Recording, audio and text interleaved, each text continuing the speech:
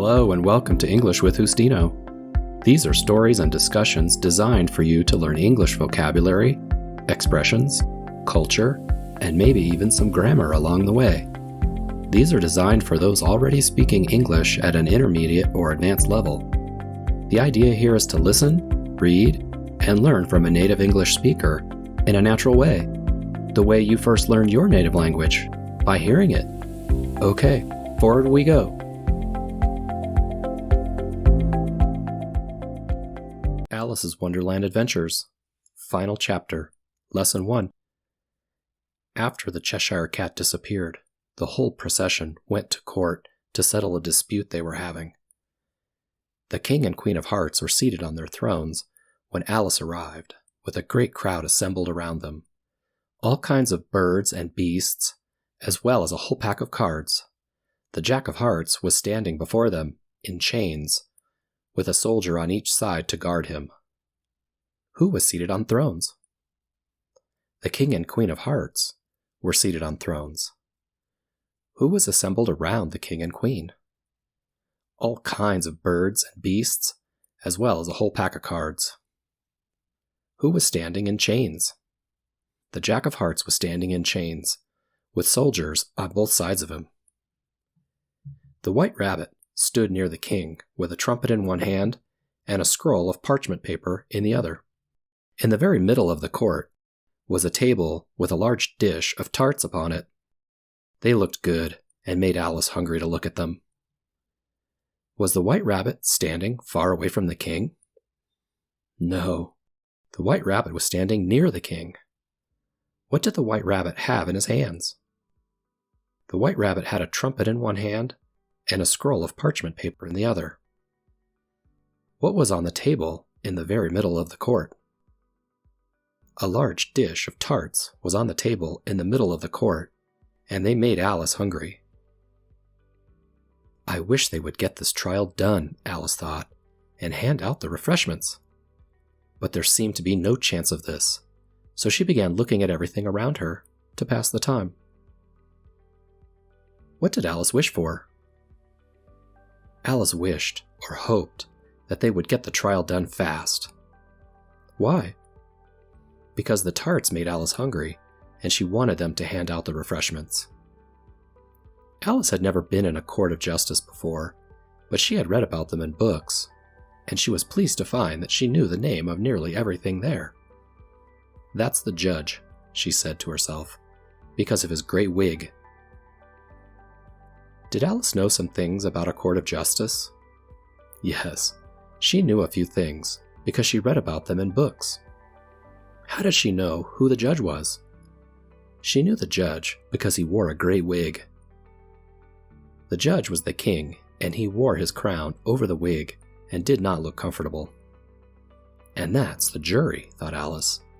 And those 12 creatures, I suppose they are the jurors. Did the king look comfortable with his wig and crown on top? No, the king did not look comfortable. Who was on the jury? The jury was made up of 12 creatures, or animals. Then the White Rabbit cried out, "Silence in the court!" And the king put on his glasses and looked around trying to find out who was talking. Then the king said out loud, "Read out the accusation." What did the White Rabbit want? The White Rabbit wanted silence in the court. Did the king put on his hat to leave the room? No, the king put on his glasses to see who was talking. Did the king then ask to hear the accusation? Yes, the king wanted to hear the accusation, or the charges against the accused. This is the reason for everyone being in the court. On this, the White Rabbit blew 3 blasts on the trumpet, and unrolled the parchment scroll and read as follows. The Queen of Hearts, she made some tarts. The Jack of Hearts, he stole those tarts. Was the Jack of Hearts accused of stealing the Queen's tarts? Yes, this is why everyone is in court, because the Jack of Hearts stole the Queen's tarts. Consider your verdict, the Queen said to the jury. Not yet, not yet, the rabbit hastily interrupted. There's a great deal to consider before the jury decides. Did the king want to settle the trial right now, without doing anything more? Yes, the king wanted to hear the verdict from the jury before anything else. What did the White Rabbit do? He interrupted the king and said there is a lot more to do first. Call the first witness, said the king, and the White Rabbit blew 3 more blasts on the trumpet and called out, "First witness." The first witness was the Hatter. He came in with a teacup in one hand and a piece of bread and butter in the other.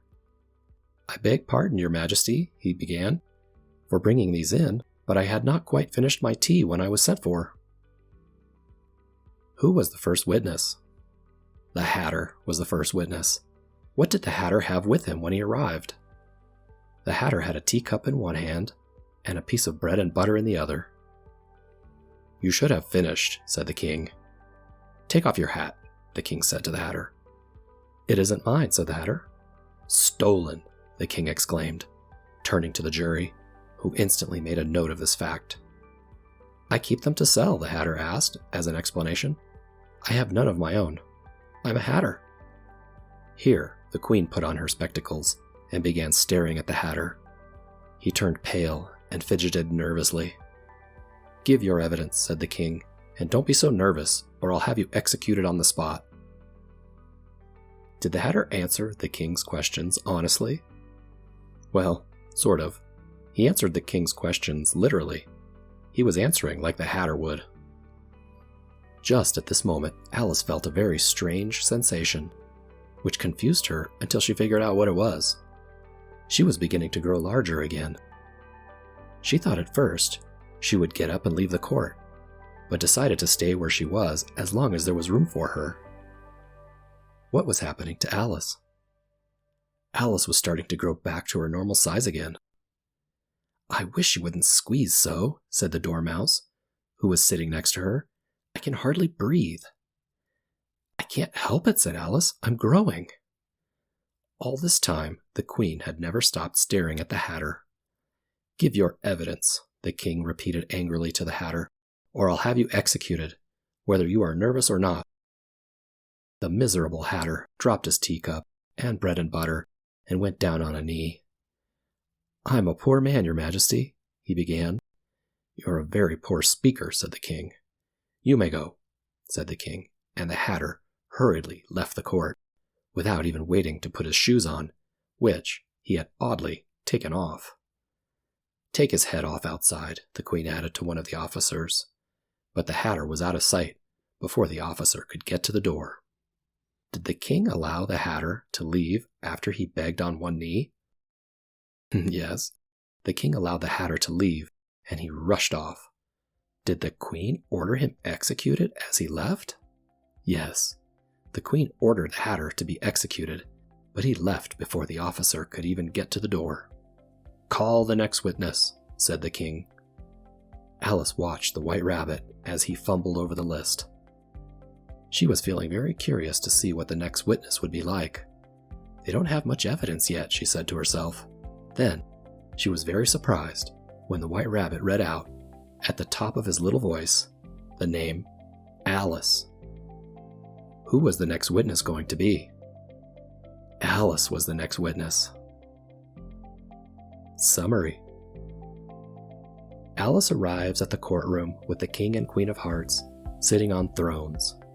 The court was filled with creatures and cards in order to determine if the Jack of Hearts had stolen the Queen's tarts or not. They called the Hatter as the first witness, and he showed up like he was still at the tea party. The Hatter answered the King's questions in a way that only the Hatter could answer, and then he was dismissed. Meanwhile, Alice realized she was growing larger, back to her normal size again. She thought she should leave, but was curious who the next witness was going to be, so she stayed in her seat. Surprisingly, the White Rabbit then called Alice to be the next witness.